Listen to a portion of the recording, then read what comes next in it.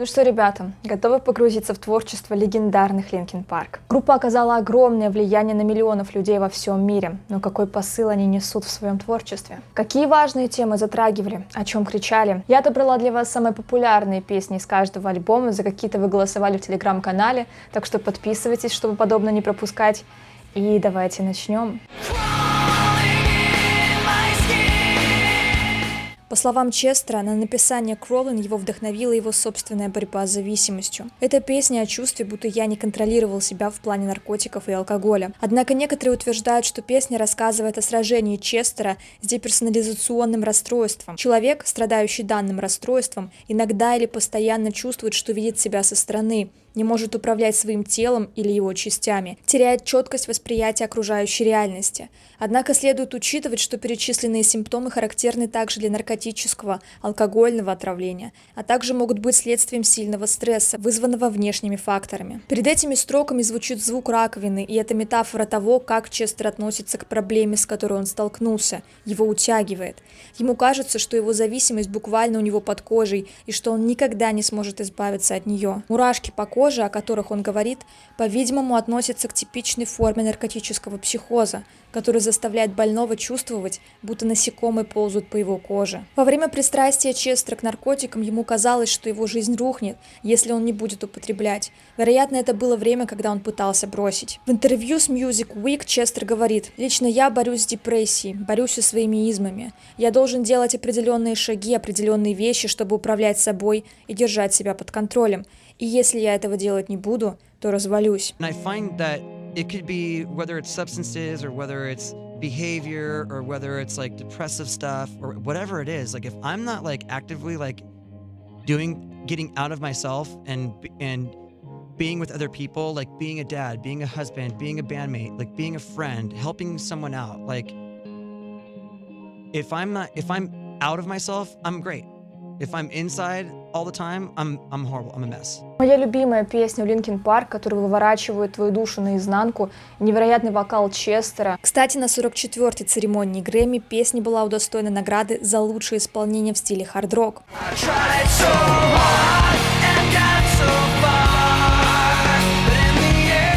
In the End основан на личной неудаче человека, хотя трек может изображать обманутое доверие в долго продолжавшейся дружбе. Эти строчки — отсылка к рассказу Эдгара Аллана По «Колодец и маятник». По сюжету заключенный просыпается и обнаруживает, что он привязан к доске, а гигантский маятник качается все ниже и ниже. Только когда маятник достигает точки в нескольких дюймах над телом героя, ему удается убежать. И рассказ, и эта лирика отдают дань уважения ценности времени в отношении жизни и смерти. Конкретная потеря Честера связана с тратой времени на попытке построить отношения с женщиной, которая не хотела его, но его формулировка распространяет идею апатии на все что угодно. Майк Шинода сказал о песне следующее: «Я помню, как собирал ее по частям в нашей студии на Голливуд and Vine, работая всю ночь в комнате без окон. Я понятия не имел, какое сейчас время суток. Я просто спал, когда устал, и работал над этой песней, пока она не приобрела форму. Первым, кто ее услышал, был Роб, который сказал мне, что это именно та песня, которую он хотел, чтобы мы записали». Во время вопросов и ответов Честер Беннингтон признался, что не в восторге от трека. «Я не особо участвую в выборе синглов. Я никогда не был поклонником In The End, и, честно говоря, даже не хотел, чтобы она была на записи. Насколько я мог ошибаться?» В списке наиболее часто играющих рок-песен и альтернативных песен десятилетия чарта Billboard песня заняла 2-е место. На 4 апреля 2023 года клип набрал 1,5 миллиарда просмотров на YouTube.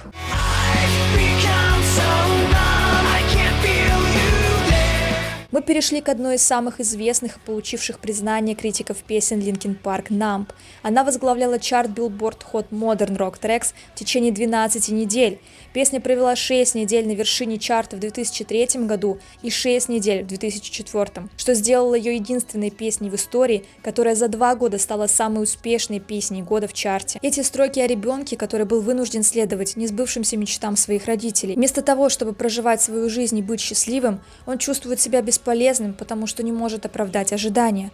Однако здесь отсутствует прямое указание на взаимоотношения ребенка и родителя, так что слушатель может интерпретировать строки по-разному под себя. В этих строках Честер поет о том, что не хочет быть отражением родителей, ему важно быть самим собой. В память о Честере Беннингтоне фан-сообщество Linkin Park решило преодолеть отметку в 1 миллиард просмотров официального видео композиции.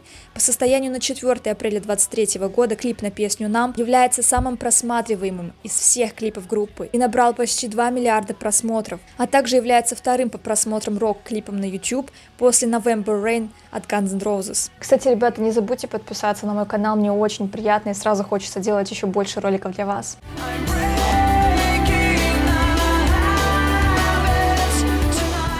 Честер Беннингтон неоднократно заявлял, что Breaking the Habit является его самой любимой песней у Linkin Park. Он утверждает, что именно эта песня больше всего связана с ним с эмоциональной стороны. Беннингтон чувствовал, что Майк будто говорил о его жизни, и песня записывалась с трудом, потому что каждый раз он начинал плакать в вокальной кабинке. Несмотря на это, Честер записал все партии Breaking the Habit за один день. Распространенное заблуждение относительно песни заключается в том, что она была написана Честером из-за его борьбы со злоупотреблением психотропными веществами.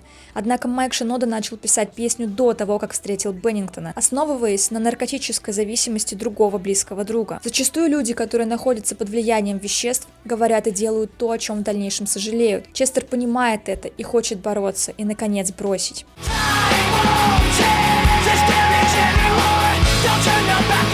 Песня «Faint» группы Linkin Park посвящена чувству, когда вас игнорируют. Лирический герой выражает одиночество, когда он отчаянно пытается быть услышанным и понятым человеком, который ему дорог, но постоянно сталкивается с разочарованием. Припев отражает все возрастающее отчаяние рассказчика, который умоляет не оставаться в стороне.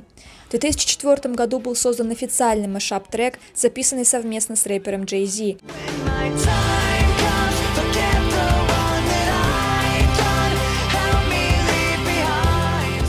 Смысл песни заключается в том, что мы должны помнить о необходимости фокусироваться на хорошем и отбрасывать все негативное, что мы пережили или сделали. В песне говорится о страхе не оставить после себя ничего ценного и значимого.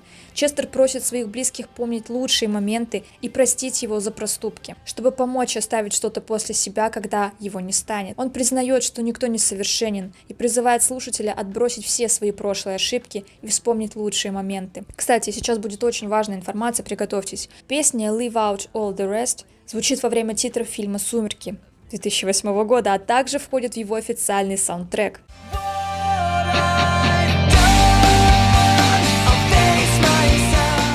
Песня посвящена раскаянию об ошибках в прошлом. Честер поет о том, что хочет избавиться от чувства вины и вступить в новую главу своей жизни, в которой прошлые ошибки не будут определять то, кем он является сейчас. Он знает, что нужно начать все сначала, чтобы двигаться дальше. Клип показывает влияние войн, бедности, убийств, наркотиков и так далее. Это все изображает проступки человечества. Песня также служит главной темой трансформеров 2007 года.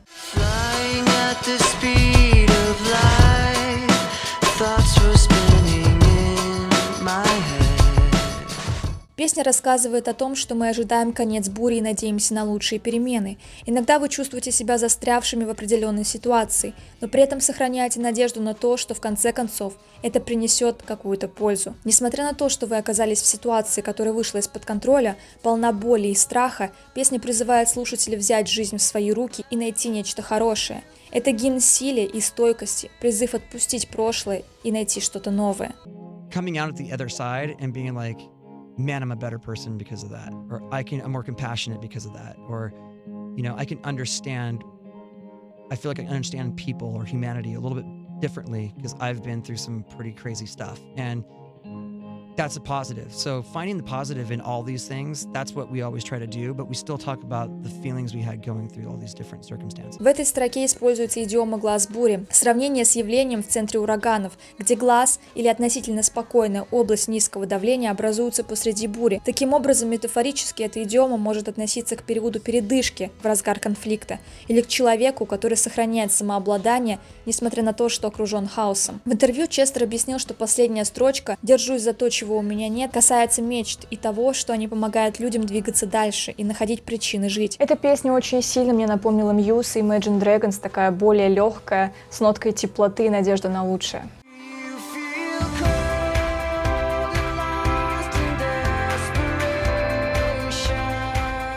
По словам группы, это рок-баллада о надежде среди хаоса и печали. Здесь затрагивается тема безнадежности и стойкости перед лицом трудностей. В песне говорится о людях, которые чувствуют себя потерянными в отчаянии, пытаются себя как-то подбадривать, несмотря на то, что осознают, что неудача – это единственный исход. Она призывает их помнить о своей печали и разочаровании, но при этом отпустить. Трек служит бодрящим гимном для тех, кто преодолевает трудные времена. Песня также использовалась в качестве саундтрека для третьего фильма «Трансформеры».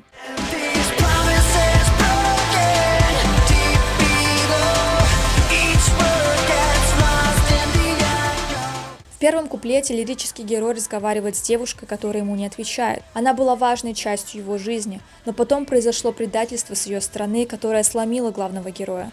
Он не может ее отпустить, страдания изъедают его так, что он заболевает, но при этом осознает, что девушка использовала его все это время. Как бы ни было тяжело осознавать произошедшее, он продолжает держаться. Герой разочаровывается в идеалах, в кумирах. Свои эмоции от новых потрясений он сравнивает с адом. Далее идет вновь обращение к девушке. Он отпускает ее и выносит главный урок для себя – учиться видеть ложь сразу и не позволять собой пользоваться. Далее идут строки о новых испытаниях, которые еще не пройдены, но уже подготовлены судьбой герою. Но их приближение и масштаб совсем его не страшат. Он полон уверенности в самом себе. Того, что он смог пройти и не сдаться, достаточно, чтобы бороться дальше. Основная мысль песни в том, что сдаваться даже после сильнейшего потрясения или предательства нельзя. У человека только один путь – вперед. Обожаю эту песню всем сердцем. Сильнейшая композиция.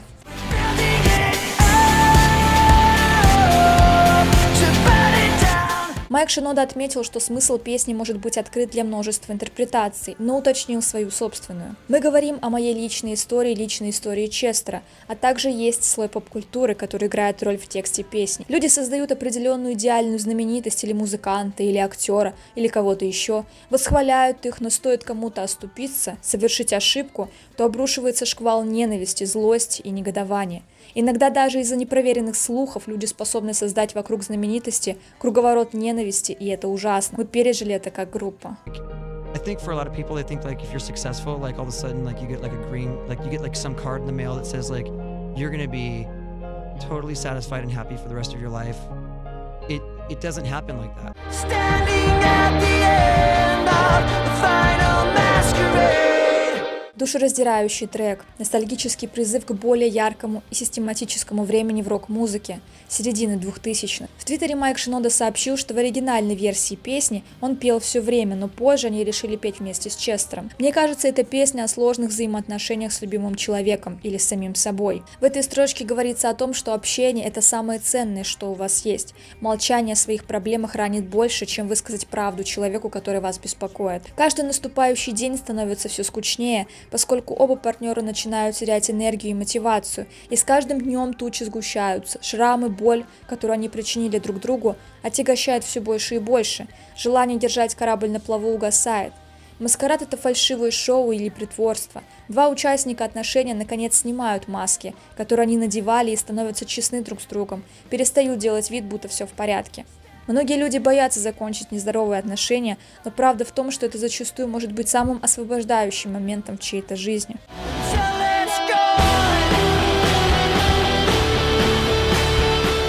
С очень красивой метафоры начинается песня. Огонь обычно используется для обозначения химии между двумя людьми или их желаний. Дыхание взаимозаменяемо с кислородом, который только усиливает огонь. И здесь говорится о том, что отношения нечем подпитывать, поддерживать. Интересные строки, говорящие о том, что человек увидел истинную красоту и теплоту своего партнера только после того, как отпустил. Until It's Gone основан на известной поговорке «Что имеем, не храним, потерявши плачем». Это означает, что вы не сможете по достоинству оценить то, что вам посчастливилось иметь, пока не потеряете это. Мы переходим к песне, которую мне было очень тяжело морально разбирать, да и слушать ее без слез безумно тяжко. Песня One More Light была на самом деле довольно грустной. Умерла наша подруга, работавшая на лейбле. У нее был рак, и это все произошло очень быстро. Смысл песни в том, что человек может переживать что-то действительно травмирующее, и самое лучшее, что вы можете сделать для него, это дать понять, что вы заботитесь и вы рядом. Думаю, никому не нужно рассказывать, что произошло 20 июля 2017 года. Честера Беннингтона больше с нами не стало, и сейчас эта песня воспринимается совершенно иначе, нежели чем в начале ее релиза. Она наводит на размышления о том, что нужно жить настоящим моментом и дорожить людьми и вещами, которые у вас есть, потому что жизнь слишком коротка, и мы никогда не знаем, когда закончится чье-то время. С помощью метафоры звездного неба лирический герой размышляет о том, что даже один маленький огонек, погасший в доме, может оказать огромное влияние. Поэтому каждый человек ценен. Он задается вопросом, почему мы не беспокоимся больше, когда чье-то время истекает. И эти строки тяжело слушать с осознанием того, что одной из самых ярких звезд больше с нами нет. Группа хочет показать, что независимо от того, насколько незначительным ты себя чувствуешь, ты всегда важен для кого-то. Делсон, гитарист, заявил, есть тема хрупкости жизни. То, что мы любим, может быть отнято у нас в одно мгновение. Я думаю, что когда мы сталкиваемся с такими действительно страшными проблемами, это расставляет все по местам.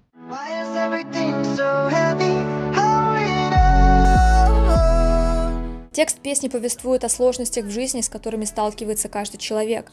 Честер Беннингтон признал, что он испытывал трудности даже в, казалось бы, хорошие дни. And it's that moment where you're in it and then you kind of separate yourself from that situation and you look at it and you see it for what it is and you're able to then do something about it. Like you've now broken out of that circle, that cycle. And are you kind of, because the first couple of lines on the track make me think that you were like overthinking things in your life? Is it like it could be. Yourself? I mean, honestly, like there's so many circumstances that for me that relate to this situation, but like I know that for me, when I'm inside myself, when I'm in my own head, it gets this place right here, this skull between my ears. That is a bad neighborhood, and I should not be in there alone. When I'm in that, like my whole life gets thrown off. Like if I'm in there, like I don't say nice things to myself. Like there's another Chester in there that's like wants to take me down. Why is everything so heavy? Ну что, мы с вами коротко прошлись по 15 песням. Какие выводы можно сделать? Главным образом Linkin Park затрагивают проблемы личного характера. Внутренние переживания, борьба с самим собой, попытки пережить сложные травмирующие времена и продолжать радоваться жизни. Также ребята затрагивают взаимоотношения с другими людьми, будь то дружба, любовь или родительское недопонимание. Говорят о том, что эта пресловутая слава имеет две стороны медали. А также главная тема — борьба Честера с зависимостями и внутренними сопротивлениями. На самом деле их творчество намного обширнее и интереснее, но сами понимаете, за 15 треков мало что можно рассказать. Поэтому если вы поддержите это видео, поставите лайк, то я обязательно сниму вторую часть уже с малоизвестными композициями. Ну и на этом все. Обязательно напишите свои любимые композиции у Linkin Park. Спасибо большое за просмотр. Если хотите меня дополнительно поддержать, то всегда есть Boosty, где вы можете со мной пообщаться, заказать реакцию для себя отдельную и так далее. Также подписывайтесь на мой Twitch, там проходят стримы каждую неделю, ну и другие социальные сети. Пока!